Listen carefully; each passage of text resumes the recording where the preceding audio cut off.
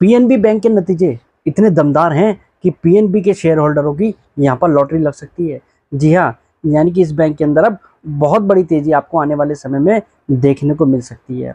दरअसल देखा जाए तो इस बैंक के प्रॉफिटेबिलिटी के फ्रंट पर हो, एसेट क्वालिटी के फ्रंट पर हो, और अगर देखा जाए तो बिजनेस के फ्रंट पर भी देखें, इस बैंक ने बेहद ही दमदार नतीजे दिए हैं। तीनों ही वर्टिकल में बैंक ने शानदार नतीजे पेश करे हैं Q1 क्वार्टर के अंदर। और ऊपर से मैनेजमेंट की जो गाइडेंस है FY25 को लेकर, वो क्लियर कट ये विजिबिलिटी दे रही है कि ये बैंक इस साल double digit ROE club join करने वाला है। सिंगल डिजिट ROE वाला बैंक अब डबल डिजिट ROE क्लब को ज्वाइन करता दिख रहा है। और 3252 करोड़ रुपए का प्रॉफिट आया है Q1 क्वार्टर के अंदर। देखा जाए तो इस बैंक का मुनाफा अब यूनियन बैंक के आसपास आकर खड़ा हो गया है। यानी कि FY25 इस बैंक के लिए बेहद शानदार साबित होने वाला है, ऐसा मैनेजमेंट बता रहा है, मैनेजमेंट की गाइडेंस है।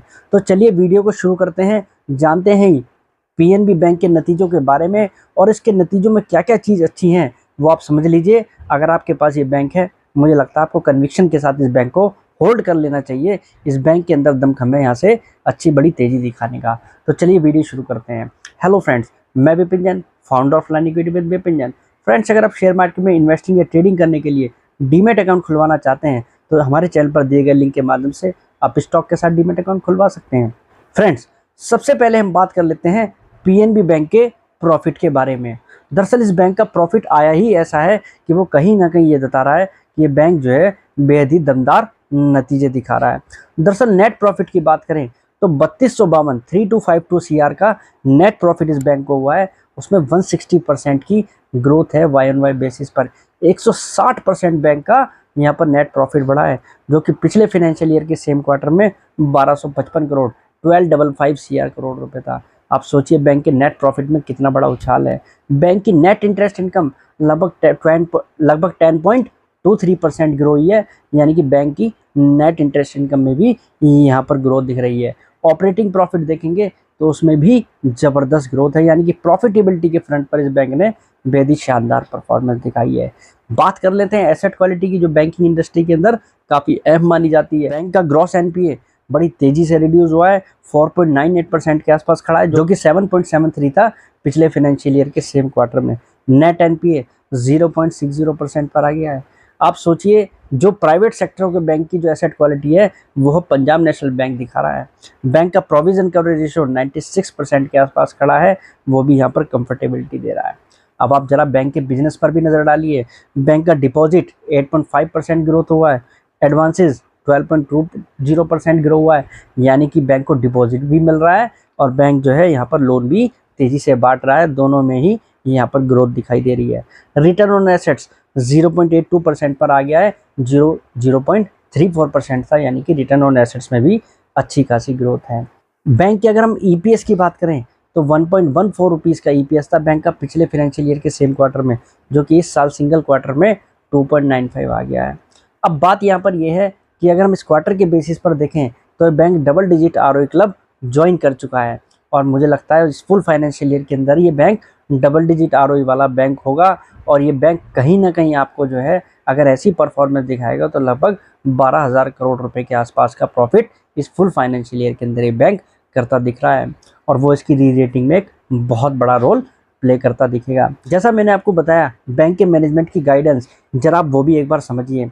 बैंक के मैनेजमेंट की गाइडेंस माने तो क्रेडिट ग्रोथ उनको लगभग 11 से 12% की दिख रही है, जो कि इस समय 12.20% है, यानी कि बैंक को क्रेडिट ग्रोथ स्टेबल दिख रही है।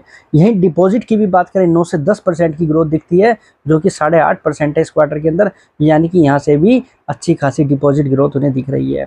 बैंक का काशा रेशो 42% को टच कर सकता है, जो कि 40% एट प्रेजेंट है। काशा रेशो भी बैंक को यहाँ पर बढ़ता दिख रहा है। बैंक का नेट इंटरेस्ट मार्जिन 2.9 से 3% के आसपास जाता दिखता है, जो कि इस समय 3% के आसपास है। बैंक का ग्रॉस NPA 4% के आसपास दिखता है, जो कि 4.98% है, यानी कि यहाँ से भी NPA घटने वाला है।